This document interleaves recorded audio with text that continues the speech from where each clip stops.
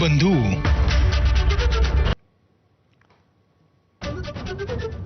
डोंबिवलीतील भाजप शिवसेना राडा प्रकरणी शिवसेनेच्या 2 उमेदवारांना अटक. प्रभाग क्रमांक 29 मध्ये भाजप पदाधिकाऱ्याकडून पैसे वाटल्याच्या आरोपांवरून दोन्ही बाजूंच्या कार्यकर्त्यांमध्ये तुफान राडा, 5 जण गंभीर जखमी. सिंचन घोटाळ्यावरून अजित पवारांचा गंभीर आरोप. पहिल्या युती सरकारनं पार्टी फंडासाठी प्रकल्पाच्या किमती 100 कोटी मागितले. अजित पवारांचा खळबळजनक आरोप कपोलकल्पित, मुनगंटीवारांचा दावा. दोन्ही राष्ट्रवादीच्या विलिनीकरणाच्या चर्चांना अखेर अजित पवारांकडून पूर्णविराम. तर सुप्रिया सुळेही केंद्रामध्ये मंत्री होणार नाहीत, अजित पवारांचं स्पष्टीकरण.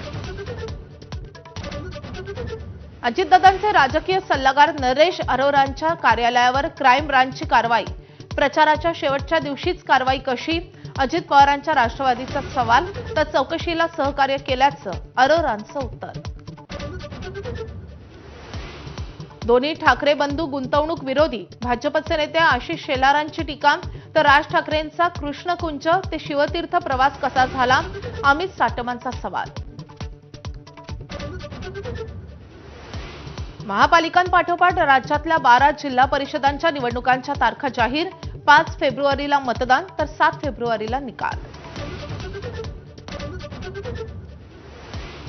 सोलापूरच्या सिद्धरामेश्वर यात्रेला लाखोंची गर्दी.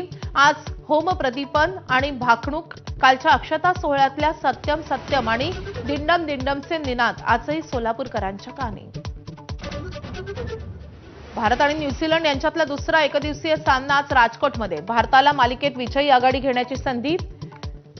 अक्षरदीप आणि नितीश कुमार रेड्डीला संधी मिळण्याची शक्यता.